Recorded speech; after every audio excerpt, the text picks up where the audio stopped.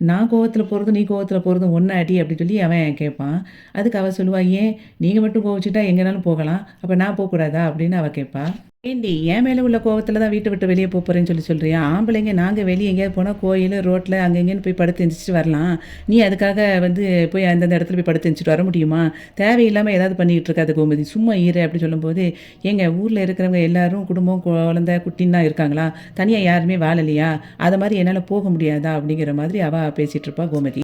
உடனே சொல்லுவான், "ஏம்மா உனக்கு யாருமே இல்லாம இல்லைலம்மா, நாங்கலாம் இருக்கோம்ல" அப்படி சொல்லும்போது, அவ சொல்லுவா, "நீங்கலாம் சும்மா இருங்கடா" அப்படி சொல்லும்போது, அரசியும் சொல்லுவா, "ஏம்மா நாங்க தான் உனக்கு இருக்கோம்லம்மா" அப்படின்னு சொல்லும்போது, நான் எனக்கு மரியாதை இல்லாத வீட்ல நான் இனிமே இருக்க மாட்டேங்க" அப்படி சொல்லி சொல்லுவா. அதுக்கு பாண்டியன் சொல்லுவான், "உனக்கு என்னடி மரியாதை இல்ல?" அப்படிங்கும்போது, "ஆமா இங்க எந்த மரியாதையும் எனக்கு கிடையாதுன்னு" சொல்லிட்டு இருப்பா.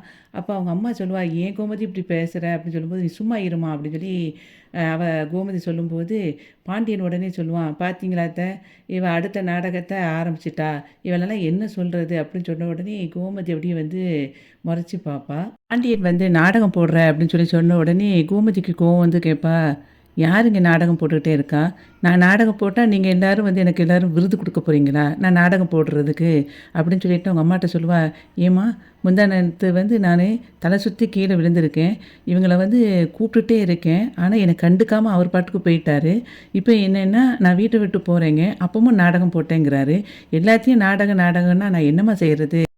பாண்டியன் உடனே சொல்லுவான், "ஏன்டி நீ நாடகமே போட்டது இல்லையாக்கும்? நீ இதுக்கு முன்னக்கூட்டி தலை சுத்துது, எனக்கு மூச்சு திணறுது அப்படின்னு நீ பொய்யே சொல்லலையா? அப்ப அது நாடகம் தானே போட்ட?" அப்படிங்கிற மாதிரி பேசின உடனே கோமதி உடனே சொல்லுவா, "நீங்க எல்லாம் நாடகம் நாடகம் சொல்ல தான் செய்வீங்க. நான் என் புருஷன் என்கிட்ட பேசிற மாட்டாரா? அவரோட கோபம் குறையாதா? அப்படின்னு நான் செஞ்சது எல்லாம் உங்களுக்கு நாடகமா தெரியுதா?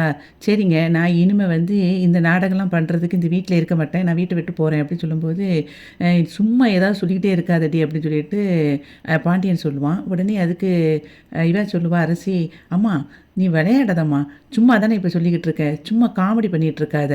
வீட்ட விட்டு வெளிய போறேன்" அப்படின்னு சொல்லும்போது, அவ கோமதிக்கு செமையா கோவம் வந்துரும். கோவம் வந்துட்டு சொல்லுவா, "இந்த பாரு, இந்த மாதிரி உங்க அப்பா மாதிரி நீயும் காமெடி கீமெடின்னு எதையாவது சொல்லிட்டு இருந்தா பல்ல கழட்டி கையில குடுத்துருவேன் பார்த்துக்கோ" அப்படின்னு கோவத்துல சொல்லுவா. அப்போ அரசி சொல்லுவா, "நீ பாட்டுக்கு வீட்ட விட்டு போனா நான் என்னம்மா பண்ணுவேன்?" அப்படின்னு சொல்லி அவ கேட்கும்போது, "நீ என்ன பச்சை குழந்தையா? உன்னைய பார்த்துக்கிட்டே இருக்கிறதுக்கு?"